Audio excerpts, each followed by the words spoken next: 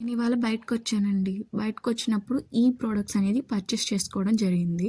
సరే పర్చేస్ చేశాను కదా! ప్రైస్ ఎంత అని అడుగుతారా? 450 అంటండి. ఈ కిట్ మొత్తమే 450 పడినప్పుడు మనకెందుకు ఫేషియల్స్‌కి, ఐబ్రోస్‌కి, హెయిర్ కట్స్‌కి అంతంత చార్జ్ చేస్తున్నారు? సరే చార్జ్ చేస్తే చార్జ్ చేశారు. సర్వీసింగ్‌కి 100, రెంట్‌కి 100 అలా తీసుకున్న 200 కంటే ఎక్కువ అవ్వట్లేదు. మరి ఎందుకింత ఎక్కువ చార్జ్ చేస్తున్నారు మన దగ్గర?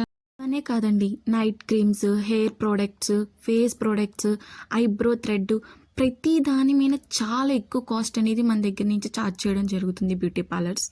నేను చూపించే తక్కువ ప్రొడక్ట్స్ అయ్యుండొచ్చు. కానీ ప్రతి దాని మీద సగం కంటే ఎక్కువ ప్రైజెసే పడుతున్నాయి. మనం ఎక్కువ ఇస్తున్నామని నాకనిపిస్తుంది. ఇంత అమౌంట్ బయట ఖర్చు పెట్టడం కన్నా ఇంట్లో తెచ్చుకొని మనకు మనమే చేసుకోవడం చాలా బెస్ట్ అండి. ఇంత ఖర్చు చేయడం అనేది చాలా వేస్ట్.